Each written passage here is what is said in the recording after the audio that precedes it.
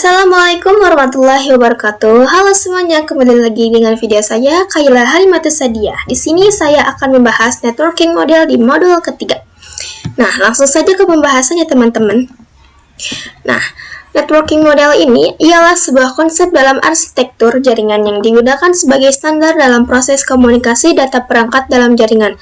Selain menjadi standar networking model, ini juga memberikan panduan tentang bagaimana data dikirim, diterima, dan diproses dalam jaringan. Lalu sebelum networking model, ada setiap vendor membuat atau memiliki networking modelnya masing-masing. Kenapa? Karena setiap vendor memiliki networking model yang berbeda, maka komunikasi antar vendor sulit dilakukan.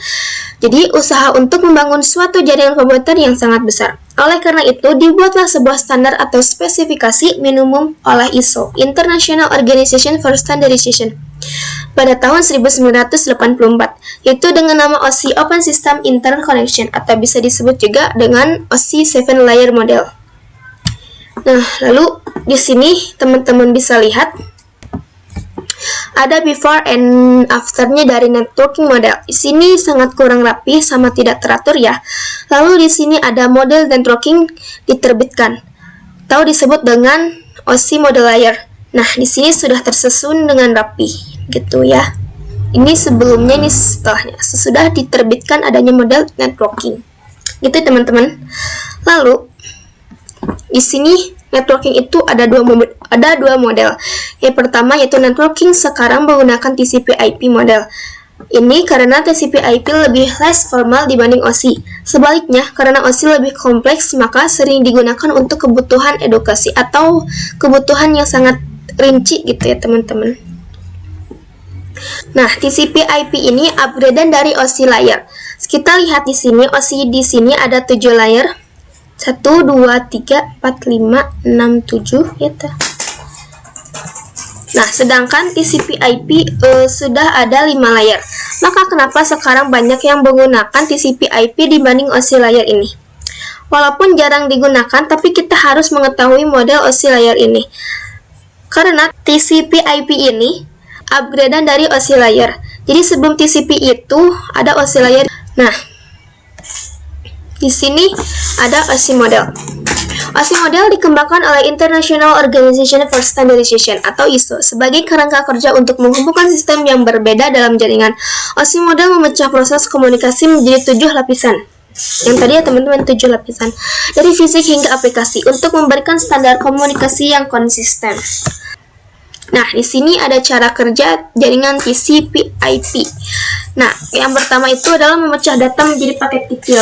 Cara pertamanya yaitu memecah data menjadi paket kecil sebelum ditransmisikan ke media lain yang disebut layer. Yang kedua itu paket dikirimkan melalui router. Router berfungsi untuk mengirimkan sekaligus menentukan route pengiriman paket data. Yang ketiga itu paket berhasil dikirim ke tujuan jika paket sudah terkirim dan sampai di alamat tujuan. Selanjutnya, layar TCP/IP akan menjalankan tugasnya masing-masing, mulai dari penerjemahan sinyal menjadi data hingga akhirnya disusun menjadi sebuah file utuh.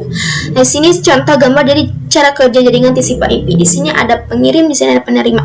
Nanti pengirim ini akan mengirimkan data ke penerima. Nah, di penerima ini tidak akan langsung diterima datanya gitu lah, akan melalui tahapan-tahapan yang harus ditentukan gitu. Nah, ini cara kerja jaringan TCP/IP.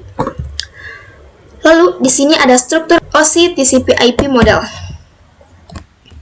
Nah, kita bisa lihat di sini ada OSI, di sini ada TCP/IP.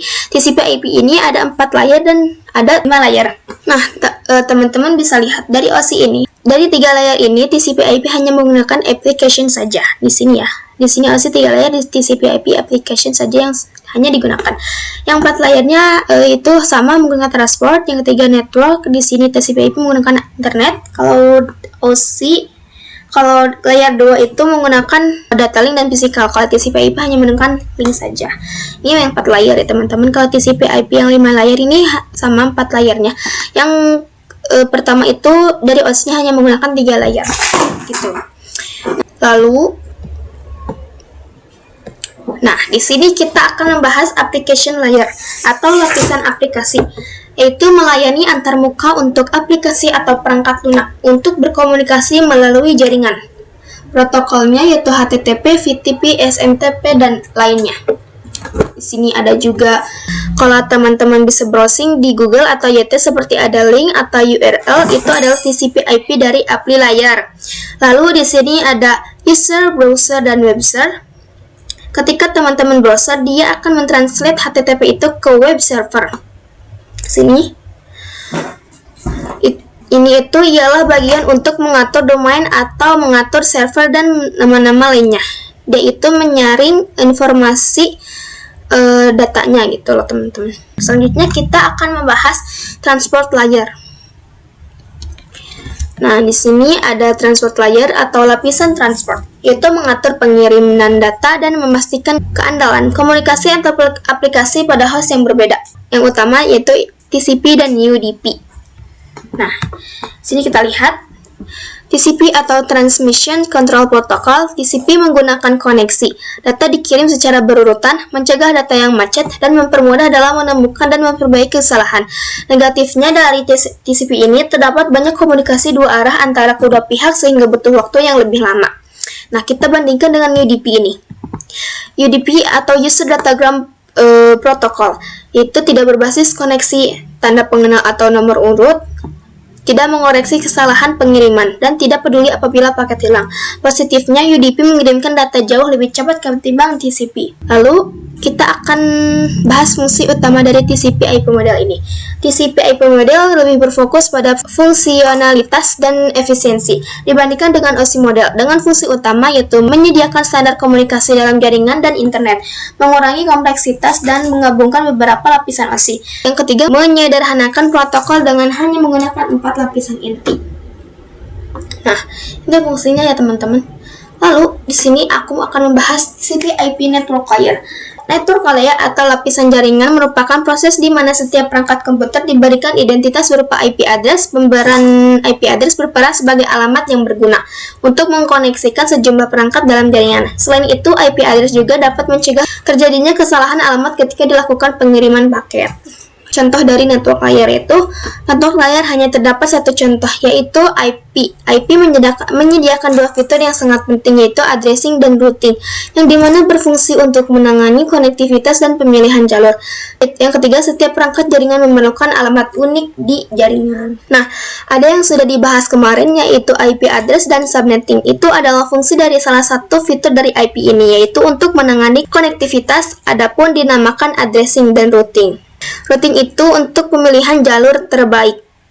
Setiap perangkat jaringan memerlukan alamat unik di jaringan. Nah, gak mungkin dong kalau IP atau alamat ini sama, bisa jadi ada tabrakan data atau pengiriman paket yang salah. Karena banyak yang menggunakan IP address itu dengan alamat yang sama. Jadi harus berbeda dan unik dari masing-masing IP address ini. Lalu, nah, di sini kita akan membahas data link dan physical layer. Data link mendefinisikan protokol yang dibutuhkan pada physical layer. Salah satu fitur data link layer ialah VCS, Frame Check Sequence, atau Error Detection Mechanism. Nah, ya, hanya mendeteksi error tanpa recovery. Addressing yang digunakan pada data link layer adalah MAC address. Physical layer mendefinisikan cabling pada suatu jaringan komputer atau mendefinisikan secara fisik apa yang digunakan untuk menghubungkan antar device. Nah, kalau kita bahas tadi IP address, di sini kita bahas di data link yaitu MAC address. Yaitu namanya IP address itu alamatnya. Di sini ada physical layer. Physical layer mendefinisikan cabling pada suatu jaringan komputer atau mendefinisikan secara fisik apa yang digunakan untuk menghubungkan antar device. Nah, physical ini berarti berhubungan dengan secara fisik langsung dari device, seperti wireless. Itu adalah physical layer. Nah, gitu ya teman-teman. Lanjut. Nah, di sini ada encapsulation dan decapsulation. Nah, yang pertama, pada komputer pengirim terjadi proses pemecahan paket data yang menjadi paket yang lebih kecil dengan penamaan yang berbeda sesuai dengan masing-masing layar. Setelah paket dipecah-pecah menjadi potongan yang lebih kecil, juga dilakukan proses pembungkusan paket data yang disebut dengan encapsulation. Pada komputer penerima terjadi proses sebaliknya, yaitu proses pembukaan bungkusan paket yang diterima dari pengirim decapsulation, dan proses penggabungan kembali pecahan-pecahan paket data yang menjadi paket data yang utuh. Nah, teman-teman bisa lihat di sini ada pengirim dan penerima. Nah, Di sini the encapsulation yaitu pemecahan paket data dari application layer, transport layer, network layer, data link layer, dan physical layer. Itu mengirimkan paket data ke pengirim data dan penerima. Yang pertama itu physical layer, data link layer, network layer, transport layer, dan application layer. Nah, untuk decapsulation ini menggabungkan pecahan paket data. Kalau pengirim itu pemecahan paket data, kalau penerima ini penggabungan pecahan paket data. Dari pecahan data itu digabungkan jadi satu gitu. Itu yang dinamakan decapsulation. Kalau encapsulation ini pemecahan paket data. Jadi dipecah paket data itu ya teman-teman. Dan di sini adalah cara kerja dari encapsulation dan decapsulation. Lalu di sini ada sender pengirim dan decider penerima. Nah, kalau di dalam sender ini ketika kita mengirimkan satu data utuh, ada yang namanya proses TCP. Lalu proses application, lalu network, lalu TCP atau UDP. Setelah itu dari data TCP lalu menambahkan IP dari network. Lalu setelah dari data TCP IP data link. Lalu receiver ini dia akan menerima yang pertama ada data link, IP, TCP, data, dan data link. Lalu setelah itu dia akan membuang paket data link. Ketika masuk di dalam network, dia akan mengambil dari IP, TCP, dan data. Nah, di sini. Lalu setelah dari network, dia akan mengambil TCP, data, dan terakhir di aplikasi dia hanya mengambil data. Nah, di sini hanya mengambil data dari data TCP IP, lalu data langsung TCP, lalu data aja yang diterima itu data yang digabungkan gitu. Nah, di sini contohnya seperti itu ya, contoh dari sender receiver. Sender itu pengirim, kalau receiver itu penerima gitu ya teman-teman. Lalu kita akan membahas nama pesan pada TCP IP. Jadi kalau ada paket yang dikirim itu ada namanya ya teman-teman. Nah, seperti segment, packet, and frame.